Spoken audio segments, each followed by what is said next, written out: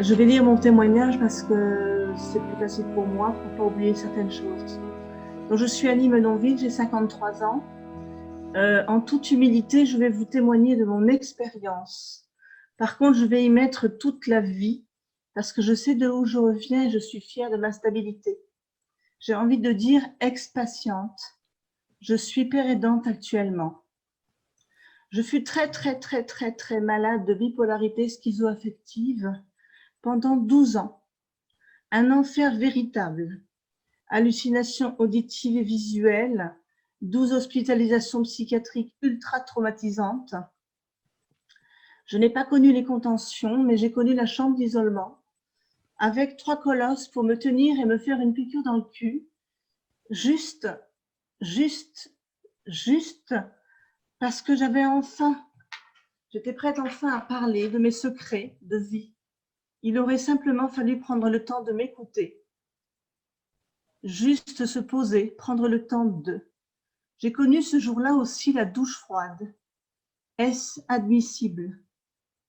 Est-ce admissible? À l'époque, shooté complètement, shooté. J'étais chef d'entreprise. On pose enfin un diagnostic, j'ai 30 ans et j'ai 2 enfants en bas âge. Mais je suis maltraitée psychologiquement. Je suis rejetée. Je suis insultée de folle, même de mes propres enfants et de ma belle famille. Un refus de la maladie aussi de ma part, une mauvaise prise du traitement. Il faut en parler. Et un toubib qui me dit « Chut, vous êtes maniaco-dépressive, mais ne le dites à personne. » Ah bon? Pourquoi? Je n'avais pas compris à l'époque ces mots. Personne à l'époque ne se préoccupe de mes traumatismes de l'enfance, pas même mon entourage. Personne n'a rencontré mes enfants. Nous sommes dans les années 2000. On ne me propose rien. Aucun des 6 psychiatres que j'ai eus tout au long de ma carrière de patiente ne propose quelque chose. Seul compte le traitement. Dans les livres scientifiques que je dévore pour comprendre ma pathologie, ils disent même maladie incurable. Grand Dieu, comme ce terme est assassin. Grand Dieu, comme ce terme nous met immédiatement la tête sous l'eau. Comment s'en sortir avec un tel terme? Changez les mots, je vous en prie. Traitement donc, traitement que je prends, traitement que j'arrête. Pimpon, ils l'ont encore emmené. Les années passent, je suis mal, 8 mois sur 12, et j'enchaîne les crises maniaques si destructrices chez moi et les hospitalisations. Je finis par divorcer en 2010. Je rencontre la personne avec qui tout va changer. Ma vie change totalement. J'ose assumer mon homosexualité. Mon homosexualité, une de mes plus grandes souffrances inavouées. Mais bizarrement, avec cet équilibre, enfin trouvé, la maladie recule. La maladie recule.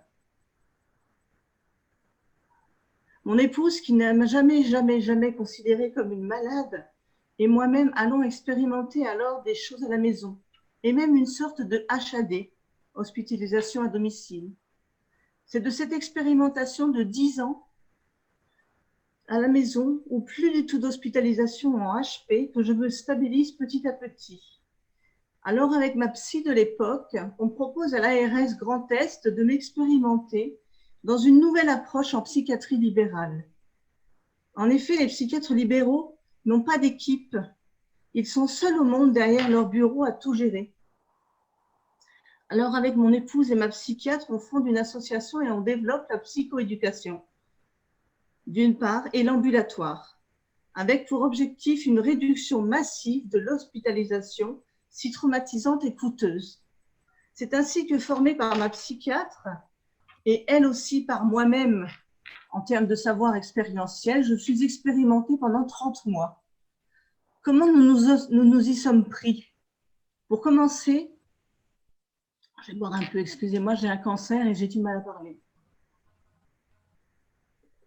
Pour commencer, un programme de 15 à 18 mois pour mener au plus vite le patient en résilience. Une charte de bienveillance et d'adhésion du patient au programme. Une psychoéducation tous les 15 jours, véritable outil du rétablissement, à démocratiser la psychoéducation pour tous. Pour cela, faut-il faire une loi? Faut-il créer un nouveau soin pour rémunérer le psychiatre qui n'a pas à faire de bénévolat? Faut-il l'inclure dans la formation des psychiatres? Et enfin, moi, mon poste rémunéré de patient ressources dans une équipe mobile où je suis seule, je vais m'occuper d'une centaine de personnes en action-réaction, mais également au cas par cas de l'œuvre d'art dans l'approche. Comment travaillions-nous à l'époque? Grâce à notre charte, nous faisions des rendez-vous médicaux tripartites. Psychiatre, patient et patient ressources dans le bureau. Mais avant ce rendez-vous médical, je recevais dans mon bureau ou à domicile les patients en entretien individuel, avec écoute active, minimum d'1 heure et 1h30 d'entretien. Grâce à cette charte, nous faisions de l'écosystémie. Cela veut dire qu'on laissait le patient malade dans son environnement. Il m'arrivait très fréquemment de rencontrer le papa, la maman, la grand-mère, le frère, la sœur, et même les employeurs et les DRH, avec l'accord du patient, bien évidemment. Je voulais revenir sur action-réaction. Ça voulait dire aussi que si crise il y avait, j'intervenais sur le terrain, hors les murs, hors les horaires de bureau, pendant les crises éventuelles. Et c'est bien là, en amont, qu'est la solution. En amont, pour éviter les hospitalisations traumatisantes, les contentions, les chambres d'isolement.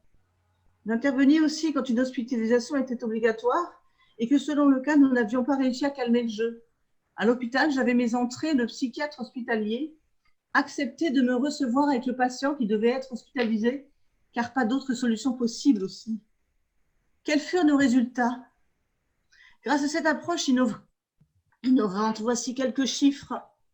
Sur 30 mois d'expérimentation, 6 suicides évités, 18 réels HAD, 3 interventions en DRH, 2 personnes rentrent en formation, une personne reprend activité après 3 ans d'arrêt de maladie, une personne reprend le travail après 6 mois d'arrêt, une personne ne boit plus une goutte d'alcool, 2 personnes sevrage cannabis, une personne sevrage boîte de médicaments qu'elle prenait depuis 20 ans, 2 personnes ne se scarifient plus avec un entretien de 40 minutes seulement.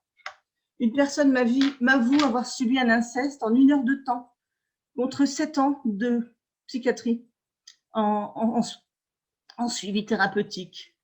Cela veut dire quoi? Cela veut dire que le patient malade écoute le père aidant, car nous sommes dans le côte à côte et non plus dans le face à face qui crée une barrière, quoi qu'on en dise. Voilà, j'ai d'autres exemples encore à vous donner. Malheureusement, je suis tombée malade d'un cancer et j'ai eu mes ailes coupées en plein vol. J'arrête donc définitivement de travailler, mais je pense à mes collègues père aidants. Ça suffit les débats, ça suffit les réunionites, ça suffit ces longues années où la père aidance a du mal à se mettre en place en France. Regardons nos voisins européens et outre-Atlantique. Ça suffit. Il faut maintenant finaliser la profession pour que le père aidant patient et l'aidant familial puissent intégrer une équipe pluridisciplinaire avec les professionnels existants. Il faut maintenant que nous sommes là. Je veux dire que nous ne sommes pas au-dessus de tout le monde pour remplacer les psys ou les éducateurs ou les infirmières. Nous devons travailler la main dans la main. Nous devons être là parce que nous avons un savoir expérientiel qui est complémentaire au savoir scientifique. C'est ça l'alliance thérapeutique. Trop de souffrance, trop de suicides. Agissons tous ensemble pour le rétablissement. Je suis à votre disposition pour partager mon expérience. Comment financer? Rien de plus simple. Je suis partie et j'ai proposé au ministère en février dernier, où nous avons été reçus. Excusez-moi. Nous avons été reçus au ministère en février dernier et j'ai proposé le calcul suivant. Si un patient ressource, un père aidant, peu importe, prend en charge 40 patients, sachez qu'à l'hôpital, le ratio est de 35. Retenez ceci, une journée d'hospitalisation coûte au minimum 1 200 € par jour. Si on prend 21 jours d'hospitalisation 4 fois par an, on peut faire une économie de 100 800 € par patient. Si 40 patients sont pris en charge par des pères aidants et des psychiatres, la main dans la main tous ensemble, On peut faire une économie de 4 032 000 euros. Et cette somme-là, on peut la prendre pour financer la pérédance et les mettre dans d'autres lignes psychiatriques. Si on met 4 à 6 pérédants par département en équipe mobile action-réaction, c'est 40 patients fois 6 pérédants, c'est 240 personnes qu'on peut prendre en charge.